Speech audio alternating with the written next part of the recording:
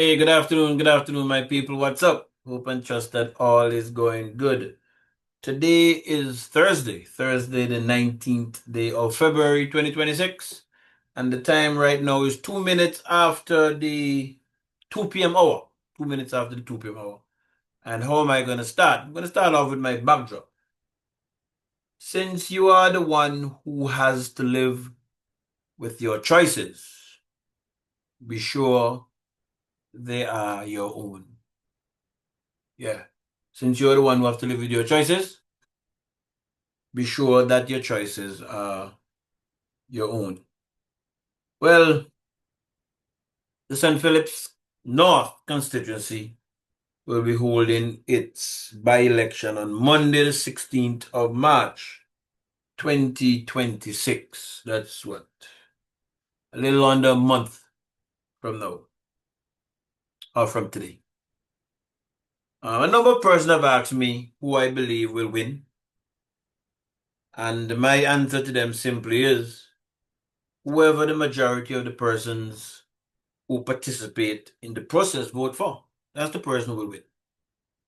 Whoever the majority of the persons, the electorate who participate in the process, that is the person that's going to win. It is that simple for me. The results of the by-election, that the upcoming by-election, will tell us who the majority of the people are. That is the constituents in St. Phillips North. It will tell us who the majority of the people are. And is also going to tell us what they want for themselves. What they want for themselves, what they want for their children, and what they want for their grandchildren.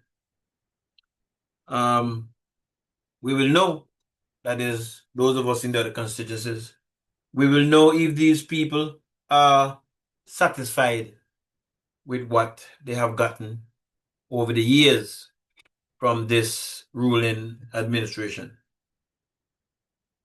I can remember when I was on radio, a young lady called me a time. I think she had called on air and then she called me off air. She's from Glanville or Seaton, somewhere between there. And she was real caught up. She was real up in arms about what was happening with the playing facilities for the children in the area.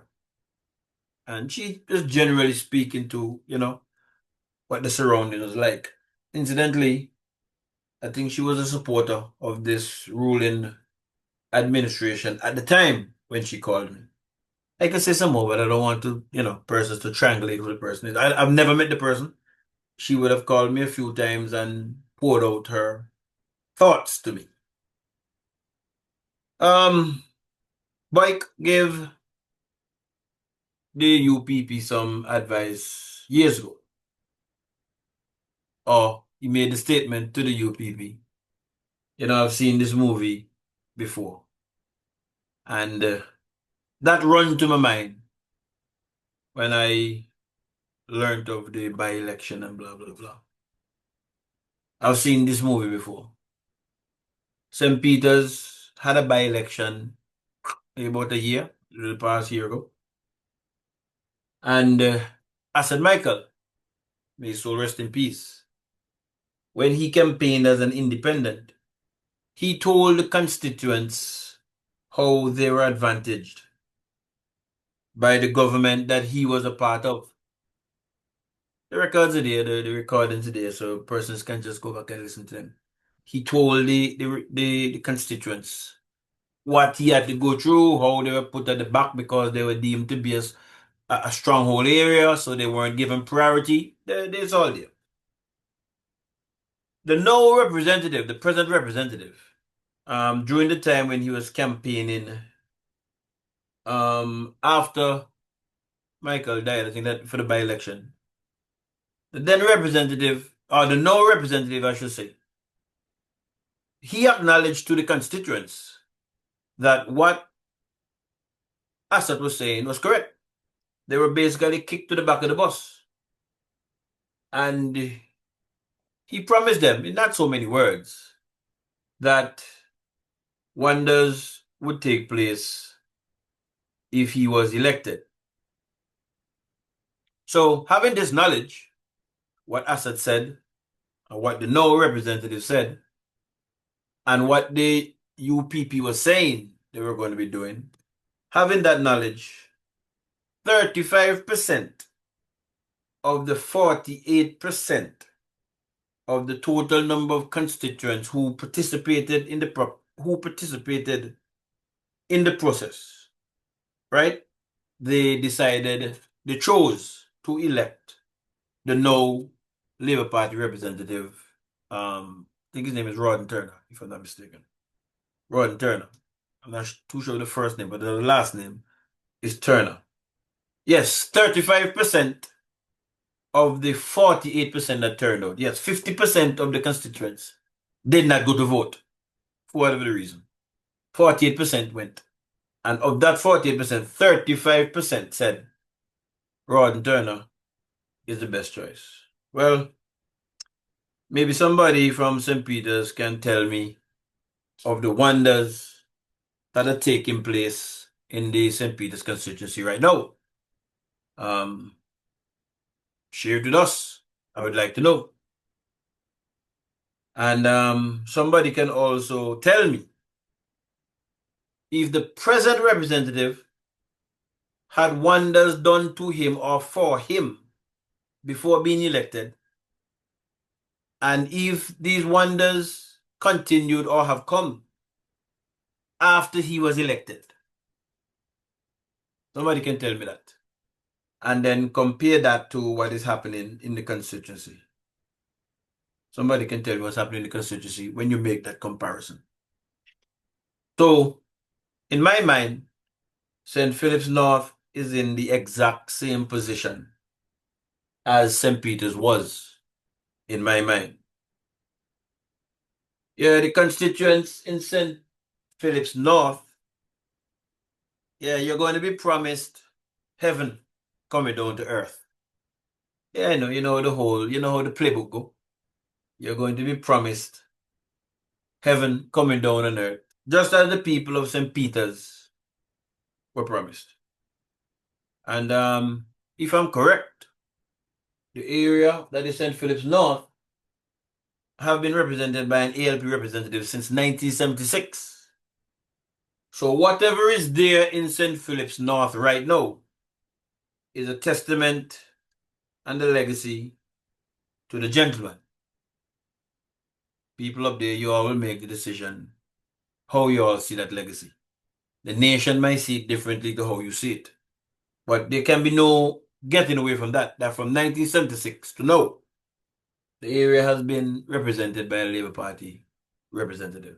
So I will wake up on Tuesday, the 17th of March, 2026. God spare my unworthy life. I will wake up on the Tuesday, the day after, and I will know for sure if the majority of the electorates who will be participating in the process in St. Phillips North, I will gain the knowledge on that day if that majority have anything in common with the majority of the electorates who participated in the process in St. Peter's.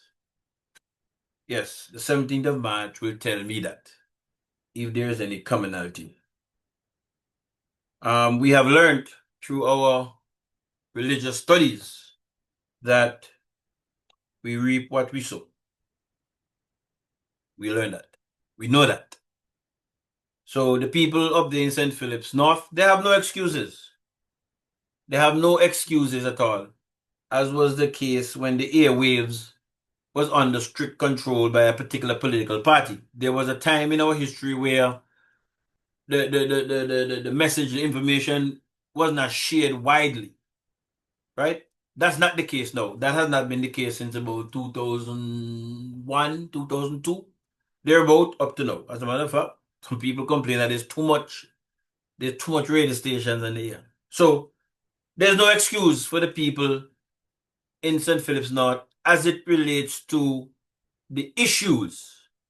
I think it's what? It's Willie Keys, Glanville, Seaton's.